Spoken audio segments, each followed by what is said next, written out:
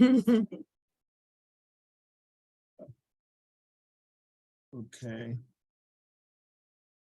All right. You ready to go, China?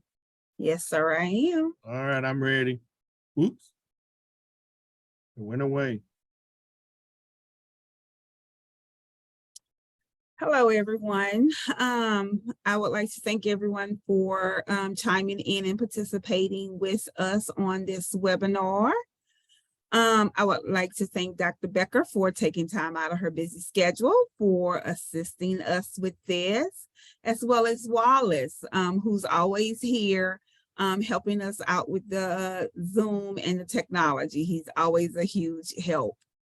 So thank everyone for being here and participating with us tonight. Before we get started, Wallace is going to go over the LACAN presentation and take over it, Wallace. Okay, welcome everyone. I'm glad you tuned into our webinar. And like China said, I'm going to go a few minutes over with LACAN. And it's free to join or to get information from LACAN. And so there's a website, www.lacanadvocates.org. So you could go to that link and sign up or find out more information about LACAN and what's going on and so forth. But I'm going to tell you a little bit about LACAN in case you don't know. We hope you already know, but in case you don't, LACAN is a statewide grassroots advocacy network. And what it does, it links lawmakers and individuals with disabilities and their family members together to make positive change in systems serving people with disabilities. LACAN advocates for policies and systems that support inclusion everywhere where people learn, work, live, and play. Advocates for systems that support children and adults with disabilities. We want them to live in their own homes and to be fully included and participating members of their local schools and communities. LACAN leaders provide the connection with regional team of advocates. They also provide information on proposed policy changes and how those changes may affect you and others. They also provide training and skills to effectively advocate for systems change and support you to link with policymakers. And one of the things that LACAN is working on, and Dr. Beckers may want to share a little bit about it, is LAPI. And that is where they're working on post-secondary opportunities for people with intellectual or developmental disabilities that get more funding or additional funding added to Louisiana for people with intellectual disabilities and developmental disabilities to have opportunities to go to college or universities.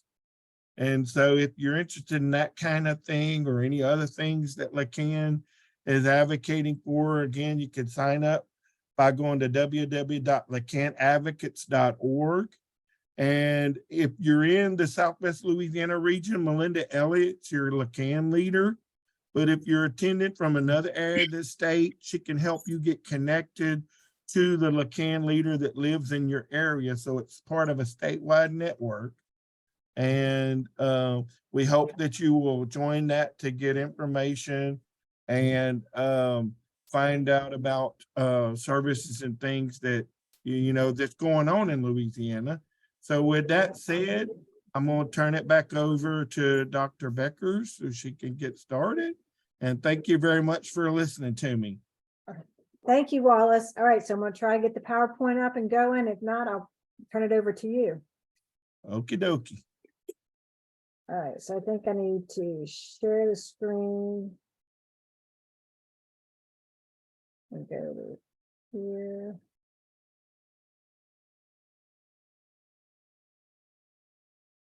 All right, I don't think I can do it, Wallace. I can't get the PowerPoint to come up on the screen at the same time. Okay, I got you covered, so I'll go get it. I should have known better. Yeah. Okay, well, while y'all mess with that, I'll go ahead and I'll give a little bit of house rules. Okay. I did want to give some information on Dr. Becker. I did want to thank everyone for coming and participating tonight. I did want to let y'all know that Dr. Becker was a special guest who hails from Hammond, Louisiana. She is a professor of the Department of Teaching and Learning of Southeastern Louisiana University, and today she will be sharing with us her expert opinion on dealing with general information on behaviors and the acting out cycle. All lines will be muted, and we ask that you hold all questions until the end of the webinar. All information will be emailed to you after the webinar has concluded, as well as a certificate will be emailed. We also ask that you complete your survey. Those will pop up at the end of the webinar. This webinar will be recorded. It will be uploaded to our YouTube channel within the next couple of days, maybe a week or two. I know sometimes it takes Wallace a while to get that done. Just in case anyone has missed this fabulous information or want to pass this information on, they know where to go to find that. So with that said, give your full attention to Dr. Becker and help me welcome her to our webinar. Dr. Becker. Thank you. It's a pleasure to be here and to do this webinar. Behavior is one of my areas of expertise and something I very much like to talk about and to work with educators as well as parents. So as China said, the topic of this is general information on behavior and the acting out cycle. I teach whole courses on behavior management, so this is going to be the short version. But hopefully it'll give you some tips to deal with your children, or if you happen to be an educator, to work with your kids in a classroom.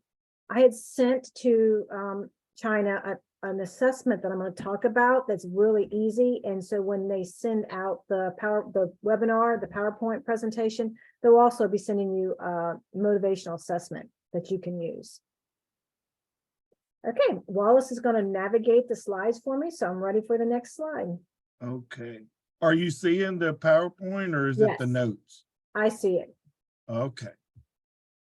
So the outcomes of this presentation are the participants will learn the definition of behavior, understand the 4 functions or causes of behavior, understand the ABCs of behavior, learn the phases of the acting out cycle, understand how to respond to students or children in different phases of the acting out cycle, and learn general information about behavior.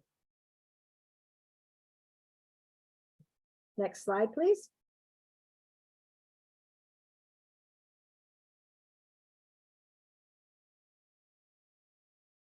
So the definition of behavior, these are on, Wallace, these are on slides that like multiple things. You'll probably have to enter one at a time. So go ahead and advance the slide. If it's easier, you can just do all of them at once. There we go.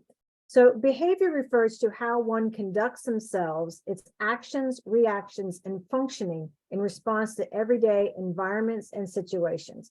A lot of times we refer to behavior as something that is negative, but everything we do in life is a behavior. There's communication behaviors, there's social behaviors. So we have to think about any way that we respond or react or function in our everyday environments, our everyday lives is all considered behavior. Behavior is a form of communication, especially if you have children or students who are delayed in communication. Their behavior could be a response in trying to communicate with others. A behavior must be observable, measurable, and repeatable. And a lot of times we focus on, we say the child is having a tantrum, but what is a tantrum? We have to clearly define the behavior and think about it as in observable, measurable, and repeatable terms. Oftentimes we focus on the outcome of a behavior, not the actual behavior itself. And the important thing to know is that behavior can be changed. So let's talk about the 4 functional behaviors. Its function is also known as a cause of a behavior. I like to say let's take a seat, because if you look at the acronym below, it's seat. So the first function of behavior is sensory. Behaviors occur due to sensory reasons, and there's more. I have more definitions on these in future slides. If we have children who have are hypersensitive or hyposensitive, then their behavior could be a result of such sensory issues. The next one is escape. When a child is trying to escape a task, it's not pleasant to them, so the behavior is a result of them trying to escape or avoid a certain task. And for an example, that could be they don't want to pick up the toys in the living room. So instead of responding to the request to pick up their toys, they start screaming and running around the house and throwing things because they don't want to pick up their toys, because they know picking up their toys is time to go to bed. And that could be the cause or the function of that behavior. One of the most common functions or causes of behavior is attention-seeking behavior. The behavior occurs to get attention, and therefore our children or our students do things to get our attention. And in a classroom situation, would say that instead of raising their hand, the child just continues to blurt out the answer. At a home situation, the child wants attention, and one of my favorite examples of this is there's a baby in the house, and you have a toddler or a young person who's toilet trained, and the mom, you're holding the baby, and the toddler comes over who is toilet trained, and all of a sudden wets their pants. And what are they trying to do? It's attention seeking, because what typically happens, the mom or dad puts the new baby down and goes and attends to the toddler who just wet their pants. So that's, an example of attention seeking behavior. And the last function or cause of behavior is tangible. The behavior occurs because a tangible item is wanted. So instead of, for example, asking for it, or wanting the cookie or the glass of milk. And again, if you think about communication as a part of behavior, they, lay on the floor and start kicking and screaming and throwing a fit or tantrum because they want a glass of milk or they want that cookie that they can't have access to. So again, 4 functions of behavior, and I like to say, take a seat, because the acronym sensory, escape, attention, and tangible. So then let's talk about the ABCs of behaviors. If you think about behavior in a cycle, we have the A is the antecedent, and the antecedent is what happens before the behavior. The B part of it is the behavior, and then the consequence is what happens after the behavior. This is a very simple chart of charting behavior, and it's important to know what the antecedent is, because the antecedent is what causes a behavior. And as we continue in this webinar, we'll talk more about the value and the importance of the antecedent. And the consequence is what happened after the behavior. And the important thing to know about the consequence of a behavior, the consequence is what continues to make the behavior occur. This could be negative or positive. And if we think about the functions of the behavior, that consequence is associated to a function of behavior. And so if it's attention seeking and I want attention and I'm doing the behavior because I want the attention, depending on what the parent or teacher does, will either reinforce that fact that the behavior is not appropriate, but the consequence I'm receiving is appropriate for my function, for what I want. So I'm getting that attention. So that's why I continue to do that behavior. And I have examples on the next couple slides. So this is a combination of functions of behavior with the different consequences. So if you look under the box of attention, it says an individual may be ongoing in a behavior or in order to access attention from another student or child, teacher, or people. The attention can be positive or negative. Then below it says, how do you know if the behavior is attention behavior? Refer to your ABC data. Thinking about the chart I just provided you. If the consequence that follows the target behavior usually involves another person, it may be an attention function or an attention cause. The consequence may be the teacher lectures, another student's laughing, or a paraprofessional extra help. The big thing is the student is reaching or searching for attention, and they're doing the behavior to receive that attention. In the escape, again, another name for escape is avoidance box. An individual may be engaging in a behavior in order to escape a situation, activity, or a person. Escape behaviors may not always be to get out of a task, but it may be to escape a specific part of the environment. How do I know if the behavior is an escape behavior? Refer to your ABC data. If the consequence that follows the target behavior, usually a change in an environment contingency, it may be an escape behavior. The consequence may be a breakdown from a task, a timeout, or access to an area of the class away from other students. Sensory, the bottom left-hand box, an individual may be engaging in a behavior to give himself some type of internal sensation that is pleasing or remove an internal sensation that is adverse. These behaviors are sometimes known as self-stimulatory behaviors. How do I know if the behavior is a sensory behavior? Refer to your ABC data. If the behavior is occurring in a wide range of settings with a wide variety of consequences, and sometimes occurs while the individual is alone, may be a sensory behavior. Access to tangibles. An individual may be engaging in a behavior in order to access an item or activity. The consequence may involve a break or attention, but consistently involves access to an item. How do I know if the behavior is maintained by access to tangibles? Refer to your ABC data. If the consequence that follows a target behavior consistently involves access to a preferred item or activity, it may be access to a tangible behavior. One thing very important to point out as we talk about the functions of behavior and the ABCs of behavior is that you have to really look at the antecedent, the behavior, and the consequence, keeping in mind that consequence is continued based on the function or the cause of the behavior. And the more we understand this information, the better we can work on changing those inappropriate behaviors that we don't want. Next slide, please. So if we look at this, putting it together again, if we look under the A column, the antecedents, factors that influence or predict behavior, an antecedent, setting or events, slow triggers. Triggers are also considered antecedents. Not occurring immediately before the behavior. Triggering events, fast triggers, occurrences immediately before the behavior. So let's talk about a slow trigger. If a child had a rough night at sleep or didn't sleep at all, some of our children don't do that, and they get up in the morning, and let's say they want they're tired, they wanted waffles, it's taken a long time, but they're so tired, the trigger on that behavior might be slow. So it might progress over time, all because they're tired, because they didn't sleep, and the waffles are taking too long to cook, and that type of slower trigger. And in triggering events that are fast triggers means it happens, occurrence is immediately before the behavior. So let's talk about the fact that,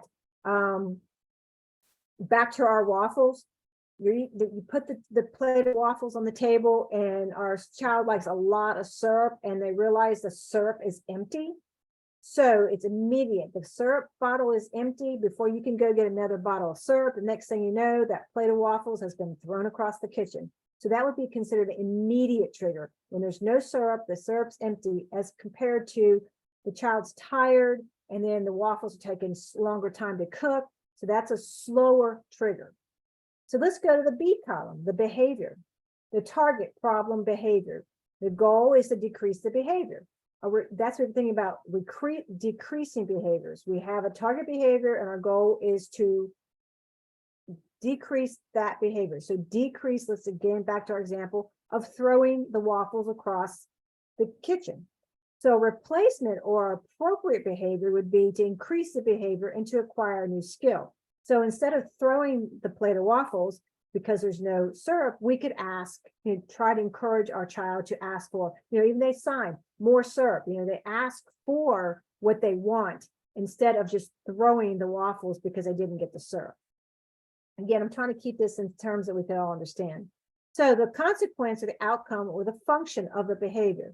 So we'll go to the bottom, access. When the consequence is the access to gain something, it could be sensory, it could be power and control, attention, acceptance, affiliation, gratification, tangibles. And, we have to really think about it. Could just be justice or revenge. And we don't really want to think about those things, but those are possible consequences when we're trying to access or gain something. And then think about the avoidance or the escape access of it. get something out of it. Again, it could be sensory, it could be a task, socialization, some type of consequences, stress, anxiety, activities, or just access or avoidance of somebody. And I like to tell people that sometimes, and especially working with teachers, the teacher themselves could be the person that that student wants to get away with. And if we're working with our students who are on the who have autism spectrum disorder, sometimes our voices could be a trigger that could cause that sensory situation that our students are trying to avoid us. And then with parents, I mean, or if you have caregivers or siblings, there's different things. So we really have to look at the ABCs of our behavior, as well as taking a seat and figuring out the causes or the function of the behavior, which is the consequence. Next slide, please. Okay, so with all this information in mind, let's think about talk about the acting out cycle. This is the work of the Iris Center at Peabody College in Vanderbilt University in Nashville. It is most behaviors follow this cycle of behavior. And usually when I teach this in class or I work with parents, everyone, they kind of start analyzing all the behaviors they encounter in life. So all the people in their houses, and I know personally, my husband said, you stop analyzing me. So if we think about behavior as a cycle, and you start step one or cycle one, and it is calm. And then I have more details on another slide, but let's look at this. And everyone starts in calm, just like a roller coaster, as the picture shows. And then there's a trigger. Another name for a trigger is an antecedent. Something happens, something triggers. There is an antecedent for the behavior. So then there's an agitation phase as we go up a roller coaster. As we go higher, we're accelerating, and then we eventually peak. And then after the peak of the behavior, and this is where most of the problems, if there's vandalism, destruction, screaming, crying, it's going to happen at that peak. After that, there's a de-escalation, and then we get to a recovery phase. So if you can advance to the next slide, we can talk about each of these steps in a little more detail. So the calm phase, the child's behavior is characterized as goal-directed, compliant, and cooperative. The child is responsive to praise and willing to cooperate with others. Everything's great, harmony everywhere. So then there's a trigger, and that's the antecedent. That's the A in our chart. The child's misbehavior occurs in response to something, either within the environment or beyond. When a child encounters a trigger, he or she may become restless, frustrated, anxious. I mean, something's going on. So there's antecedent, there's a trigger, the behavior is starting. So then the agitation phase. The child can engage in a variety of behaviors, such as darting their eyes, tapping their fingers, starting and stopping activities. They can start whining. Others might disengage or stare off in space, but the triggers happen, the behavior's occurring, the child's getting agitated, and that form of agitation can take many different shapes. So then we go to the acceleration. Remember, think about our roller coaster. The child's challenging behavior intensifies, is often directed to the parent, the child, or in a classroom situation to the teacher. This is a stage that parents often first recognize the problems occurring. And in parents and also it's teachers, because the behavior is to the point now it's being seen. In the agitation phase, it might not be quite as intense to be noticed. Probably at home, if you have other children or as parents, we're cooking dinner and we're doing these different things and we don't realize what's going on. By the time the behavior gets to the acceleration phase, we know it's happening. So then it gets to the peak. At the peak phase, we're at the top of our roller coaster. The child's behavior is clearly out of control. They're hitting, they're yelling, they're destroying property. And then a lot of times it could create an unsafe environment. So by the time we get up here, we've missed the agitation, we've missed the acceleration, and we have peaked with our behavior. So after the behavior is peaked, we get to that de-escalation phase. We're going down the slow side of our roller coaster. The child is less agitated. They may be confused or disoriented because of all the adrenaline and the emotion that has taken place. And many children will withdraw or deny responsibility. They attempt to blame others. This all depends on the child and the age, developmental levels, or try to reconcile with those as they harm. Younger children, if they hit you and they realize they shouldn't have hit you, and then they come back and tell them they're sorry, and they want to rub your hand or rub your face and say they're sorry, because they realize at this de-escalation phase that they were wrong. Well, they don't realize they were wrong, but they realize something has happened. So the recovery phase, the child is generally subdued and may wish to avoid talking about what had happened. And the student returns, hopefully, to the calm phase. So if you think about as a roller coaster, we all start in calm phase. Then there's that trigger, that antecedent from our ABC chart. And then we go to agitation, acceleration, then we peak, and then we come back down the side of our roller coaster. As you can see, Wallace backed it up for us, and you can see that. And almost all behavior follows this cycle. And what's important to us is to realize, one, if we can identify triggers, and two, to figure out those agitation, acceleration, because we want to prevent that peak piece. You go to the next slide. So I love this picture. I don't like the U as in the U, not a Y-O-U. And I have my daughter, and it's kind of funny because she's 27 years old now and she's academically gifted. And a lot of people think that a lot of the students who have inappropriate behaviors or challenging behaviors have some type of disability, but my daughter does not have a disability. She's gifted, and she displays and had displayed a lot of very similar behaviors to those of the students I taught who had emotional behavior disorders. So we had this little meme that we printed, and we always send it to her. And as an adult, I still send it to her. When you realize you're acting like a brat, but you're already in too deep and can't stop. So I just like to put that kind of halfway through the presentation to show her that that's funny. All right, so this is if the video plays, this is an example of the acting out cycle, and it deals with a classroom situation, but you can you'll see the phases in action. I think if you press the the red button in the middle of the screen, it should work. Do you see the red button?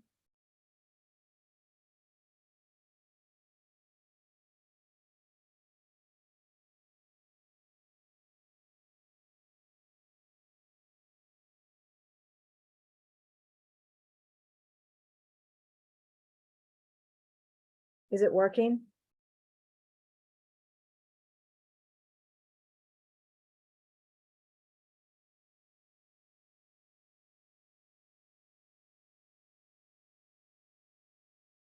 Is it showing?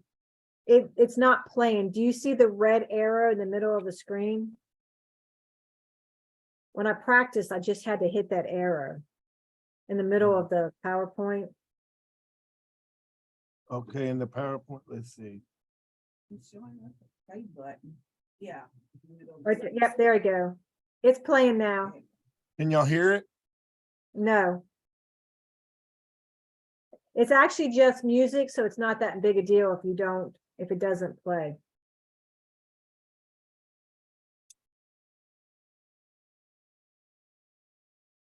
It's good.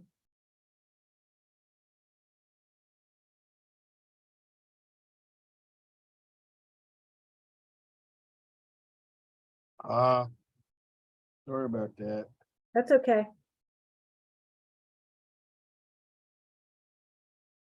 I think you need to hit play again. It looks like it's stuck. There we go.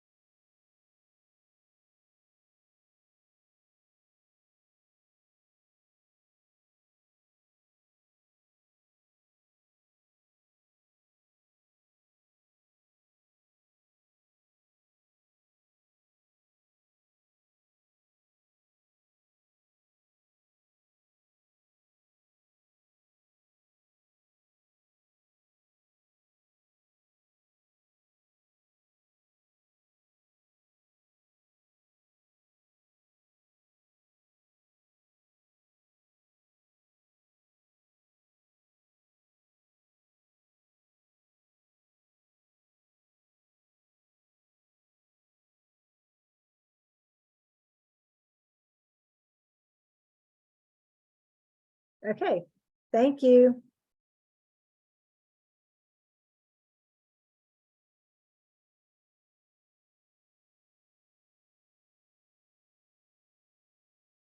So there's a, can you get back to the PowerPoint, please? So while he's getting back to the PowerPoint, I will continue to talk. So that little video showed that the phases, and our little person, Alex, was reading and was told he had to write, and he didn't want to write. So he went on to basically go through the cycle of the behavior, to resisting, talking with his friend, basically non-compliant behavior. And it led to him, kicking over the desk and trying to leave the classroom into the peak phase. And then how he de-escalated into the recovery. So we think about the cycle, we think about the taking a seat, the functions of our behaviors, and then we think about the ABCs of our behaviors, the antecedent, the behavior, and the consequence. Let's talk about where's the best place to intervene. We're thinking about that cycle of acting out. The best place to intervene is identify the trigger, identify the antecedent, and identify the function of the behavior. Why? What caused the behavior to happen, and why is the behavior happening? So the second best is during the agitation phase. So the triggers happen, and sometimes, again, if it's not immediate occurrence, if we think back a couple slides to the antecedent that might have happened, then it's not happening right now. The child is tired because they were up all night. It's not the immediate part, as in the syrup bottle was empty. Then they're agitated. So we see that they're agitated, and we as a parent, as a caregiver, as a teacher, try to change the environmental factors to reduce the impact of that trigger, knowing what the function of the behavior is. And so the acceleration stage is almost too late. Once the behavior is going and you're going up the top of your roller coaster, you're almost there. It's really almost too late to intervene with the behavior at the acceleration phase. And once they get to the peak, it's too late. When children or students get to the peak of a behavior, it's too late. We have nothing, there's nothing we can do but one, secure the environment, the safety for that child and for other kids or students around them, and wait until the de-escalation occurs. So identify the trigger and the function of the behavior is the best thing we can do. And then if we miss that, is during the agitation phase. So let's talk about some general information on behavior. First, prioritize the behavior. What does that mean? There might be many behaviors that are happening in your home or in your classroom. Think about the one that impacts the student or child the most. Is it socialization? Is it interacting with the peers at home? Think about those priority behaviors. Of course, any type of behavior that's injurious to the child or to others has to be a priority. But other than that, as parents and as caregivers and as teachers, sometimes the behavior is annoying to us, but it's not really impeding the child's socialization or academic performance. So we have to remove our opinions from this sometimes and focus on the child and realize what is the priority behavior I need to focus on. And sometimes that priority behavior might eliminate other behaviors. Knowing what the antecedent is or the trigger and knowing the function of the behavior is truly going to help us figure this out. So what is a 3-to-1 ratio? When we're working with students and children, and especially our kids that have disabilities, it's a 3-to-1 ratio, 3 positives to 1 negatives. When you work with kids with challenged behaviors, we tend to only focus on those negative things. And we actually have to train ourselves as parents, as caregivers, as teachers to really give those positives. So it's 3-to-1, 3 positives to every 1 negative we do. And that 1 negative could be, what we're really focusing on, that target behavior, that behavior we want to change or teach a replacement behavior on. But we have to remember to focus on the positive. I worked in middle school, adolescent kids with behavior disorders. And some days it was hard to find 3 things that were doing good. But I really made an effort to do that. And as a teacher, I would call the parents and tell them the good things their children had done that day. And some of the parents had never heard that from their teachers, that, oh my gosh, they only get phone calls when the bad things happen. But when I had to call because I had a negative, those parents are more supportive of me. And I think as a parent, I would, appreciate the same. So it's better to be proactive, not reactive. And my best example of this is a forest fire. it's better to prevent the forest fire than try to put the forest fire out.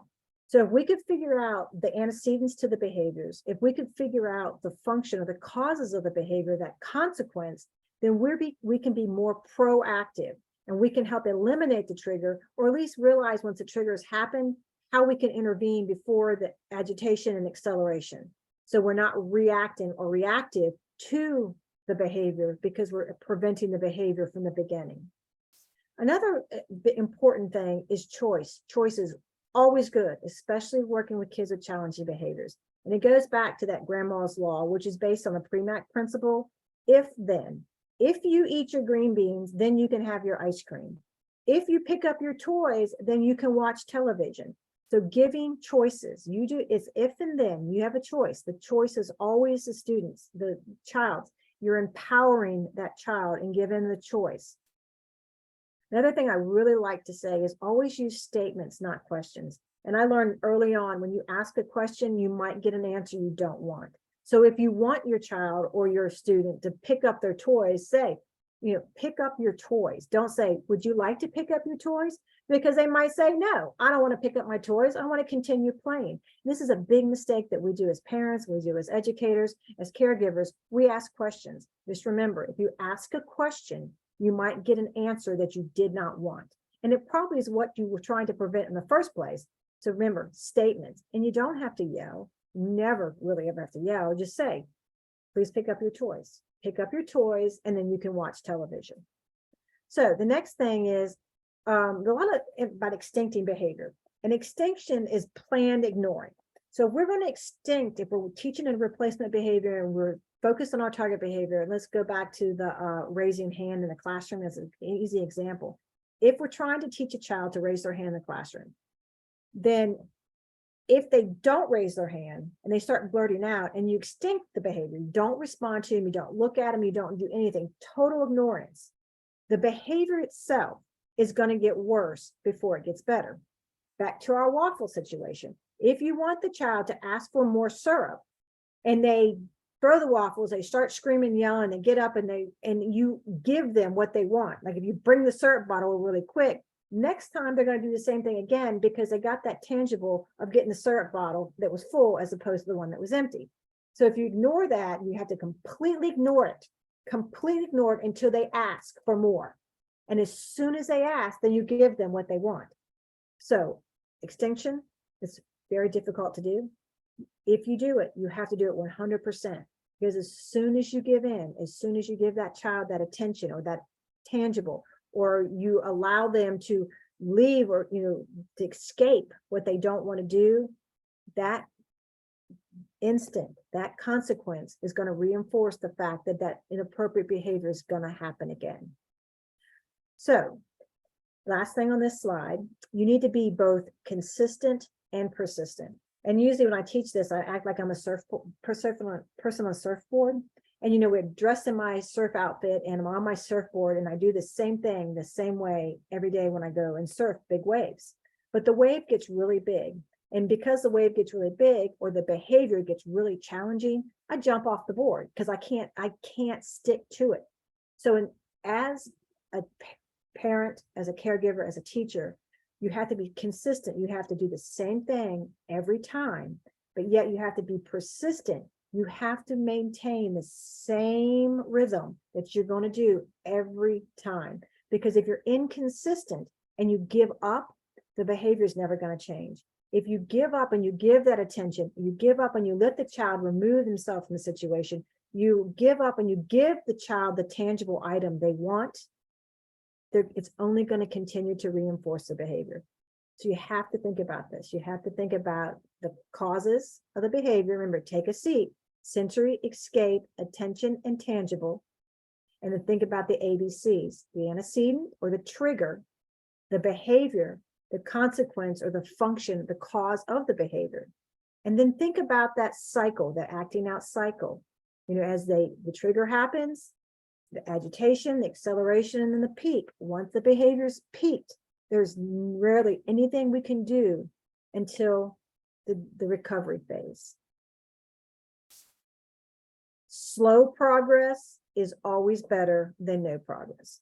especially when you're working with children with challenging behaviors. 2 good days and 1 bad days better than 3 bad days. So keep that in mind. And some of our students, our children, it takes a long time to change the behavior, to teach the replacement behaviors, to get our children where we want them to be for their benefit. So just remember that slow progress is better than no progress. And then finally, remember, always deal with the behavior, not the child. This way you leave the child's dignity intact when you deal with the behavior. And I hear, parents and then teachers are saying like, you're a bad kid. Why can't you behave? And you direct this thing like, you tell them that they are not bad. Telling them they're bad is not going to help the situation. Deal with the behavior. You need you to pick up your toys. Not, why do you never listen to me? You never pick up your toys. You don't do what you're told. I mean, think about that. I need you to pick up your toys. So just that helps the self-esteem, the dignity, and especially if you're a caregiver or a teacher and you're working with these kids, and as parents too, because parenting is hard. It's frustrating. I know. I've raised 2 daughters, so I understand fully what it's like to be a parent and to deal with children with challenging behaviors. So now we're at the end of our webinar. Hopefully it was informational for you. And are there any questions?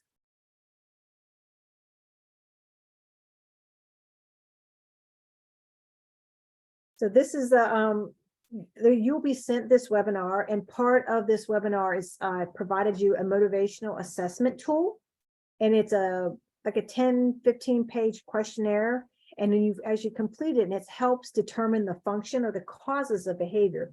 And you would ask yourself the questions and be honest as you ask them about your child or your student. And then at the second page, you're going to do basic mathematics, and it's going to give you a rating. And the higher the number, it give you the area of which that function or cause of the behavior. So an example would be if you get a high score in attention seeking, then chances are the behavior is occurring for attention seeking reasons. So I know they will send you that with the PowerPoint, and it has instructions at the top. It's super easy to do. And if you don't have an idea, if you don't know how to, or you think about how to figure out the function of a behavior, that would be an excellent, simple assessment to do as parent or caregiver or as teachers. And that is all I have. Okay, if y'all have any questions, this is the time to ask. I actually had one. So my question is, do you feel as though, like when they put in place those behavior support plans, do you feel as though those are valuable in the school system?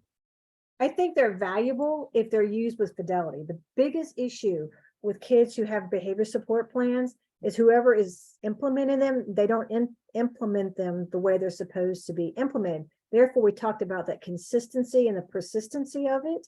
They don't. And then usually by the time the behavior gets so out of hand, they say, oh, it's the child's fault. Well, tell you it's the person who didn't implement the plan's fault.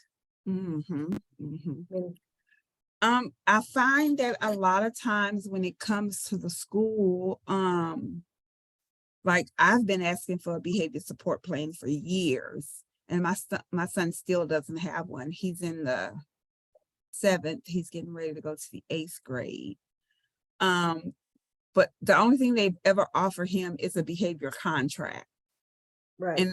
And I'm thinking to myself, like, what child is really gonna listen or abide by a behavior contract?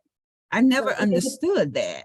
Right. It depends on what the content of the behavior contract, like if there's some type of economy put in the behavior contract, goes back to that grandma's law. If you do this, then you will get this. And if you earn so many of this, then you can have this. But in having worked with adolescents, when we did any type of behavior intervention or behavior contracts, I had the students there. And as long as they were cognitively able to do it, because they were part of that contract. And so they were well aware of what their expectations were and what my expectations were. So if they did their job, then I did my job. And my older kids, my 8th graders would say, I want to read my contract. I signed it. And then we'd pull it out. But see, those were written with a behavior intervention plan that was part of the IEP. Right.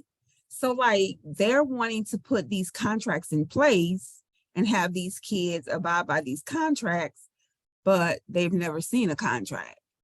They don't know what the contracts are, but they, you know, and that's the first thing. Well, he has a contract, and I'm like, has he seen No, it? I would, right, one, they need to see it. The only way that you would do that, if you're working with kids that are cognitively so low, they don't understand, then you're dealing with a whole different set of behaviors.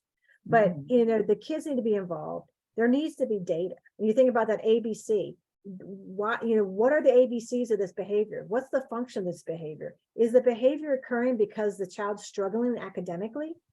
And, you know, especially get into middle school, it is far better to be bad and show off in front of my friends, my peers, than to admit I can't read or do the math. Right, right. I mean, that's a big part of it. So you have the survey I sent. You could take it to your school system. I definitely will. I mean, it's a Actually, my good thing. son's having an IEP meeting tomorrow. I mean, it's a good thing. Like, do they know? Can they sit down at an IEP meeting, and can the team explain, well, why are these behaviors occurring? Is there a, you know, behavior follows a pattern, especially if it's specific behaviors. And let's talk about, I don't know your son, but I mean, if it is an escape from academics, it's going to follow a pattern. Mhm. And the knowing the function or cause of that is going to help. And then, you know, think about, so I'm a struggling reader. I'm 8th grade, I'm going through adolescence, and it's time to read. Well, I can't read. And you know, a lot of times we still have the ineffective practice of round robin reading where everyone has to read out loud. And you know, oh, I know it's going, you know, I'm counting the paragraphs to know when it's my turn. I'm not paying attention to anyone else reading. Well, I lost where my paragraph was. So it's my turn. I'm not going to admit I can't read. So then the behavior is going to happen. I'm Right. going to, you know, slam the book, say this is stupid. I'm going to throw the book off the table. So right there, we know the trigger is reading and reading out loud in front of my peers. The behavior is, you know, could be some type of, you know, the throwing the book, you know, putting my head down or whatever, cussing. And the consequence is the fact that I got out of not reading, where the whole function of the behavior is I'm escaping the fact that I was asked to read publicly. Right. I mean, it's not always that simple, but definitely you have that form. And it was done like 1986. I graduated high school in 1986, but it's old, but it's really good and it's really quick to do, and it gives you an idea of the function, the cause of the behavior.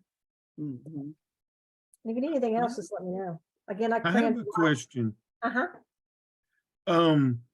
I know when you do a behavior plan that it's when you make one, it's not always what I'm trying to get at is it's not permanent, right? No. Because there may be times when you may need to update it or change it. Can you give maybe some parents some pointers or suggestions of when they might need to update their behavior plan You know, the or one thing that I say is in anything, you have to look at the data. And if you do an intervention and you say you collect baseline data real high, we'll talk about blurting out in class. That's an easy one. But you know, calling out in class. So when you start, the percentage of it, the frequency is really high. So then you do an intervention plan. And let's say it's a token economy, but the reinforcers aren't reinforcing. So you start up here, and initially the behavior starts to decrease, but then the reinforcement's not reinforcing the behavior, or maybe the interval's too long of getting a reinforcer, like once a month kind of thing. Well, then your behavior starts to increase again. That's when you notice that, okay, the intervention's not working, the behavior plan's not working, because I'm on an upward trajectory when I really need to be on a downward to eliminate the behavior. So that's the problem. It has to be implemented with fidelity, whatever the behavior contract plan is. And then you have to look at the data, because you want to see a decrease if you're decreasing inappropriate behavior, or an increase if you're working on increasing behavior. You know, they're always the inverse of each other. So if we talk about out of seat behavior, you're decreasing out of the seat, but at the same time you're increasing in the seat behavior. And I really teach my teachers to focus on that positive of increasing the in seat as opposed to decreasing the out of seat, if that makes sense. But the point is there has to be data. You have to know if the intervention's working. And if it's not working, then you ask yourself, Is it being done with fidelity? Is it being implemented the way it's supposed to be implemented? And then the consequence of the behavior, is it reinforcing the behavior or is it eliminating the behavior? So there's a lot of integral pieces and parts to behavior plans, but that's kind of the summary in a nutshell. Hope I didn't confuse you. Do you have some tips or advice on maybe a parent or a grandparent that doesn't know where to begin, how to get support for a child or a grandchild that has a lot of challenging behaviors? I would definitely, start with the IEP meeting if they have an IEP, and you have that. I mean, I gave you that form about the function of the behavior, the function of the behaviors. If you take that to the table and say, look, this is occurring, what data do you have? Teachers are overwhelmed. I understand that 100%. My daughter teaches significant disabilities and autism, so I get it. But before they start removing or putting the child in a more restrictive environment, I would ask the team, say, let's try to figure out why the behavior is occurring and where the behavior is occurring. So if we figured out why, we figured out that it's an escape behavior. Well, is it only occurring in certain classrooms with certain teachers, or is it occurring everywhere? Because that would be another piece that we'd have to ask. Because if I'm in a resource room and the room is very structured and the teacher's very explicit, the environment's calm, the behaviors don't occur there. But then I want to be more included. So then I go to an inclusive social studies or science room, and then, or PE is like one of the biggest ones. The structure's not the same. So that environment itself is causing me to have these behaviors, but we need to identify that and then work with the child and the teachers within those environments to try to reduce the behavior. Because again, behavior follows a pattern. And we just have to figure about those environmental stimulants, which could be the teacher or the classroom itself. And if you have kids that are really sensory oriented, it could be the smell of a classroom or the hum of the lights in a classroom, or some of the air conditions are old school air conditions and they're loud. It could be things like that that could actually trigger the behavior in certain environments. So I definitely would ask for data. I would definitely ask for, let's figure out why the behavior is occurring. And if there's an environment, a certain environment where the behavior is occurring. And this, hopefully they have the data. I kind of put it this way. If you would go to the doctor and you're sick, and they don't just start prescribing you medication, do they? But yet we do that with kids with challenging behaviors. If they don't have the data, then why are we going to prescribe a contract or an intervention plan? They have to have the data. Think about the doctor. They're just not going to start writing prescriptions to treat an illness when they have no idea why we're ill. And so, ask for the data. Ask for, what is the pattern of the behavior? Very true. And I guess one thing that parents can do to help is to collect or start collecting, records and things from the school system, about behavior, and keep those so that if you see a pattern, then you could, have an IEP meeting and start the process to do something about it. So Right. Some of the things like discipline referrals or office referrals, when they get in trouble, start collecting those and keeping those. So that way you can use those to get help from the school system. Right. And looking at those and asking again, where did it occur? Why did it occur? I mean, knowing or trying to figure out the pattern and the function and the cause of the behavior definitely is helpful. And I highly encourage parents who have children with challenging behaviors to have an advocate to go with them. Somebody who's knowledgeable with dealing with behavior intervention plans or functional behavior assessments. Because a lot of times I think our parents are overwhelmed and they don't know enough. And then they kind of go with what they're told because they don't know any different. So, having an advocate there with you would help.